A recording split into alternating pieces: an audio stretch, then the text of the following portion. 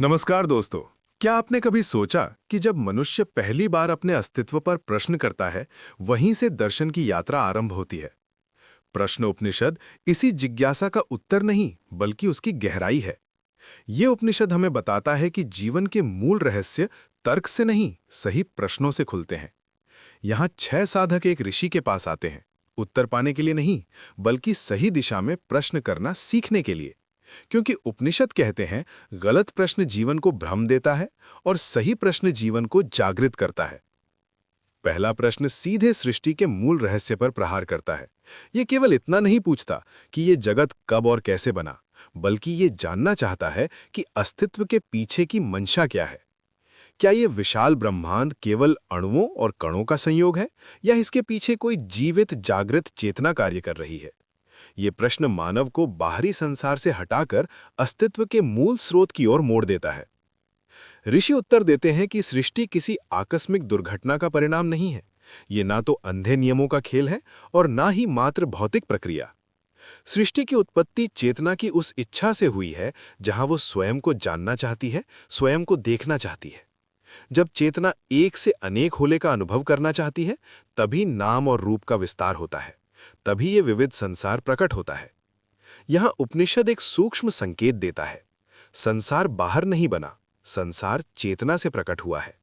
जैसे स्वप्न देखने वाला स्वयं ही स्वप्न का रचयिता होता है, वैसे ही ये ब्रह्मांड भी चेतना का ही विस्तार है।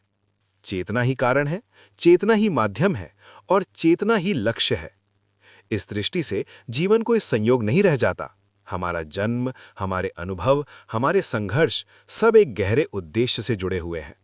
जब साधक इस सत्य को समझने लगता है, तब उसके भीतर प्रश्न बदल जाता है।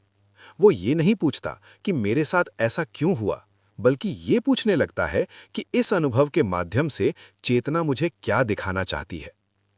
पहला प्रश्न हमें ये सिखाता है कि जीवन का मूल पदार्थ मिट्टी, शरीर या वस्तु नहीं है। जीवन का मूल तत्व चेतना है।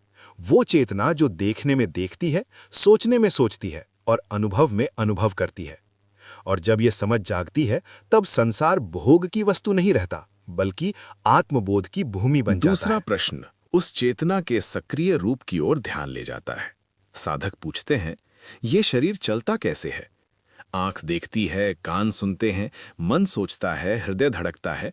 इन सबके पीछे वास्तविक शक्ति कौन है? क्या इंद्रियां स्वयं सक्षम है या कोई अदृश्य सत्ता इन्हें संचालित कर रही है? ऋषि उत्तर देते हैं, इंद्रियां स्वयं में शक्तिहीन है।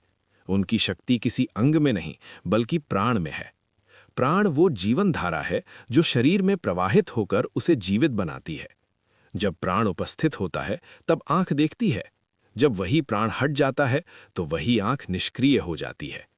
इससे उपनिषद ये संकेत देता है कि जीवन का केंद्र शरीर नहीं, बल्कि प्राण है। लेकिन प्रश्न उपनिषद यहां रुकता नहीं। वो स्पष्ट करता है कि प्राण केवल श्वास नहीं है। श्वास तो प्राण की स्थूल अभिव्यक्ति है। वास्तविक प्राण वो सूक्ष्म ऊर्जा है जो मन, इंद्रियों और चेतना के बीच सेतु का कार्य करती है। इसी कारण मन की अवस्था बदलते ही श्वास बदल जाती है और श्वास बदलते ही मन की दिशा भी बदलने लगती है। इस प्रश्न के माध्यम से साधक को एक महत्वपूर्ण बोध दिया जाता है। यदि जीवन को समझना है, तो केवल विचारों को नहीं, ऊर्जा के प्रवाह को समझना होगा। जो व्यक्ति प्राण को पहचान लेता है, वो धीरे धीरे बाहरी नियंत्रण से मुक्त होने लगता है। उसका जीवन परिस्थितियों से नहीं, भीतर की जागरूकता से संचालित होने लगता है। यही कारण है कि ध्यान, योग और साधना में श्वास पर इतना जोर दिया गया है। श्वास के साथ खेलना नहीं, बल्कि श्वास के पीछे कार्य कर रही चेतना को देखना, यही इस प्रश्न की वास्तविक शिक्षा है। जब साधक प्राण का साक्षी बन जाता है, तब वो शरीर में रहते हुए भी शरीर से बंधा नहीं रहता। दूसरा प्रश्न हमें यह सिखाता है कि जीवन कोई यांत्रिक प्रक्रिया नहीं है। ये एक सजीव प्रवाह है जो चेतना से निकलकर प्राण के माध्यम से शरीर में प्रकट होता है। और जो इस प्रवाह को जान लेता है, उसके लिए साधना बोझ नहीं रहती, वो स्वाभाविक बन जाती है। तीसरा प्रश्न साधक को एक अत्यंत सूक्ष्म अनुभव की ओर ले जाता है, नींद। साधक पूछते हैं, जब मन शांत हो जाता है, विचार म्युक्त हो जाते हैं, इंद्रियां निष्क्रिय हो जाती हैं, तब ये मैं कहाँ चला जाता है? क्या उस अवस्था में भी कोई सत्ता शेष रहती है, या सब कुछ समाप्त हो जाता है? ऋषि उत्तर देते हैं कि गहरी नींद में कुछ भी समाप्त नहीं होता, केवल बाहरी पहचान लुप्त होती है। उस अवस्था में मन, स्मृति और अहंकार विश्राम करते हैं, पर आत्मा बनी रहती है। यही कारण है कि नींद से जागने पर मनुष्य कहता है, मैं सुख से सोया। जिसने अनुभव किया वही बता सकता है। इसका अर्थ यह है कि उस गहन मौन में भी कोई साक्षी उपस्थित था। उपनिषद यहाँ एक गहरा संकेत देता है। यदि आत्मा नींद में न होती तो अनुभव की स्मृति भी न होती। नींद हमें ये सिखाती है कि हमारी वास्तविक सत्ता विचारों पर आधारित नहीं है। विचार आते जाते रहते हैं, पहचान बदलती रहती है, पर जो सदा बना रहता है वही आत्मा है। ये प्रश्न साधक के भीतर एक नई दृष्टि खोल देता है। वो समझने लगता है कि शांति कोई विशेष अवस्था नहीं, बल्कि हमारी मूल प्रकृति है। हम दिन भर जिस शांति को खोजते हैं, वही शांति हमें हर रात स्वतः प्राप्त होती है। फर्क केवल इतना है कि नींद में वो अचेतन होती है और ध्यान में वही शांति सचेतन हो जाती है। इसी कारण प्रश्न उपनिषद ध्यान को कुछ नया पाने की विधि नहीं बताता, बल्कि उस अवस्था को जागृत करने का मार्ग दिखाता है जिसे हम पहले से जानते हैं, पर अनजाने में। जब साधक इस रहस्य को समझ लेता है, तब उसका ध्यान प्रयास नहीं रहता, बल्कि स्मरण बन जाता है। तीसरा प्रश्न हमें यह सिखाता है कि जो हम खोज रहे हैं वो कहीं बाहर नहीं, वो तो हर रात हमारे साथ होता है, बिना शर्त, बिना साधन। और जब ये बोध गहराता है, चौथा प्रश्न उठता है जो साधना के मूल उद्देश्य को छूता है। साधक पूछते हैं, यदि आत्मा सदा विद्यमान है तो फिर मंत्र, जप, तप और ध्यान की आवश्यकता क्यों है? क्या केवल जान लेना ही पर्याप्त नहीं?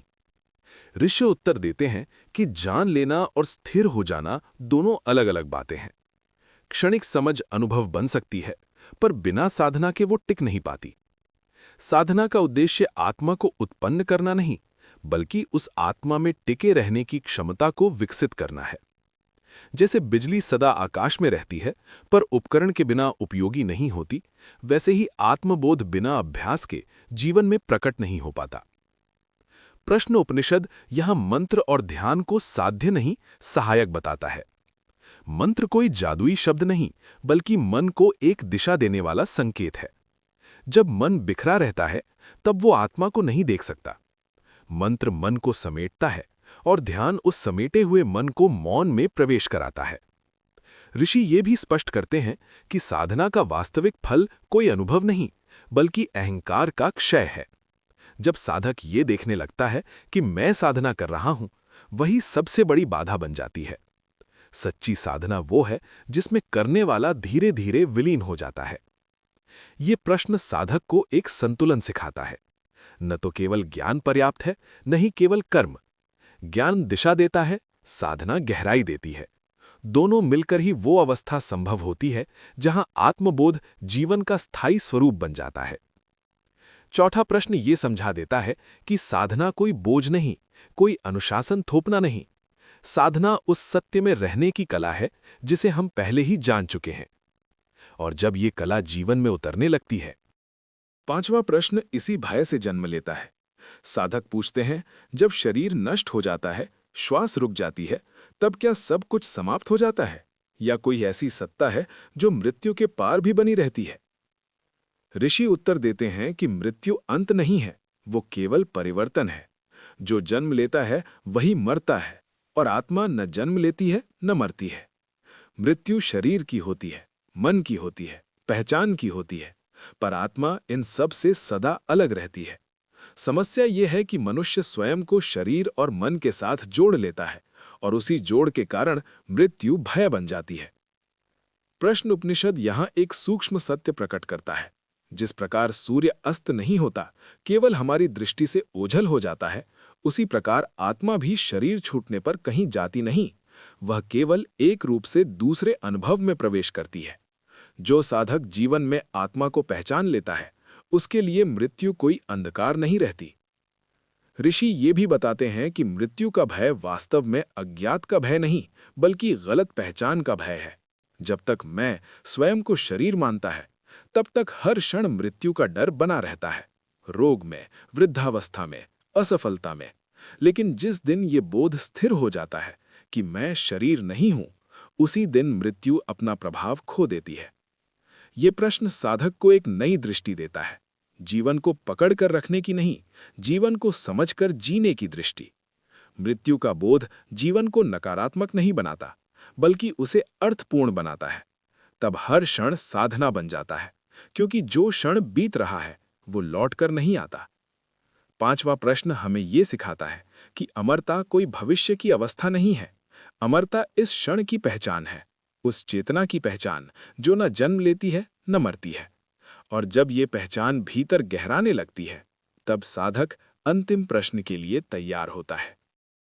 अब छठा प्रश्न उठता है, जो किसी जिज्ञासा से नहीं बल्कि भीतर की तीव्र तड़प से जन्म लेता है। साधक पूछते हैं, वह कौन है जिसे जान लेने पर फिर कुछ भी जानना शेष नहीं रहता? कौन है वह तत्व जो देखने में देखता है, सुनने में सुनता है और सोचने में सोचता है? ऋषि उत्तर नहीं देते, संकेत देते हैं। वे कहते हैं, वह न दिखाई देता है, न पकड़ा जा सकता है, न शब्दों में बांधा जा सकता है। वही आंखों से देखता है, पर स्वयं देखा नहीं जा सकता। वही कानों से सुनता है, पर स्वयं सुना नहीं जा सकता। वही मन से सोचता है, पर स्वयं विचार नहीं बनता। वही आत्मा है। यहां प्रश्न उपनिषद की भाषा बदल जाती है। अब शिक्षा शब्दों से नहीं, मौन से दी जाती है। साधक को बताया जाता है कि आत्मा कोई वस्तु नहीं है जिसे जाना जाए। आत्मा वह है जिससे जानना घटित होता है। जब खोज बाहर की ओर होती है, तब आत्मा छिपी रहती है। जब खोज करने वाला स्वयं को देखने लगता है, तब आत्मा प्रकट हो जाती है। ऋषि स्पष्ट करते हैं कि आत्मबोध कोई अनुभव नहीं, बल्कि अनुभवकर्ता का लय होना है। जैसे नदी समुद्र में जाकर कुछ नहीं पाती, पर नदी रहना छोड़ देती है, वैसे ही साधक आत्मा को पाकर कुछ नया नहीं बनता, बल्कि जो मिथ्या था वह गिर जाता है। छठा प्रश्न हमें यह सिखाता है कि सत्य को पाया नहीं जाता, सत्य में जागा जाता है। वहां कोई उपलब्धि नहीं, कोई घोषणा नहीं, केवल गहन शांति होती है। और उसी शांति में सभी प्रश्न स्वतः विलीन हो जाते हैं। पर साधक की यात्रा यहीं समाप्त नहीं होती। अब जीवन ही उसका उपनिषद बन जाता है। धन्यवाद।